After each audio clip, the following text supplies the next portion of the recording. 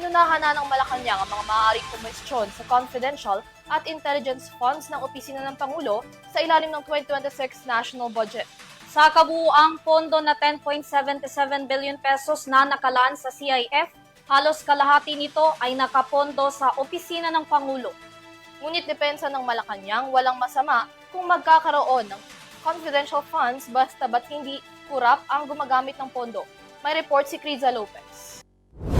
Dinipensahan ng palasyo ang inilaang Confidential and Intelligence Fund para sa opisina ng Pangulo para sa taong 2026 matapos magbigay ng kopya ng National Expenditure Program para sa taong 2026 sa Kamara at Senado ng Department of Budget and Management. Nakita na hindi nadagdagan ang Intelligence Fund ng Pangulo mula pa noong 2020.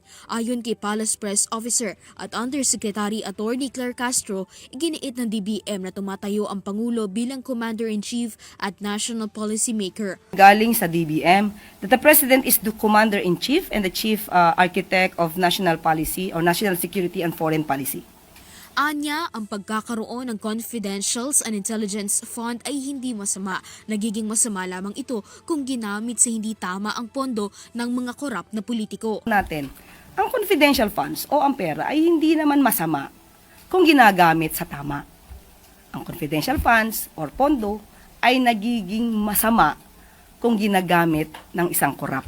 Ayon kay Budget Secretary Amena Pangandaman, 10.77 billion pesos ang kabuuang pondong nakalaan para sa Confidential and Intelligence Fund ng Administrasyong Marcos para sa 2026, 4.6 billion ang para sa confidential expenses at 6.398 billion pesos ang para sa intelligence expenses. Halos kalahati ng pondo para sa Confidential and Intelligence Fund ay nakalaan para sa opisina ni Pangulong Marcos Jr.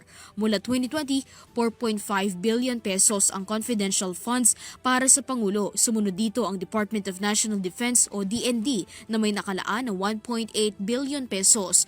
Wala namang nakalaan na Confidential and Intelligence Fund para sa Office of the Vice President. Para sa EuroTV News, Criza Lopez, sumasaludo sa bawat Pilipino.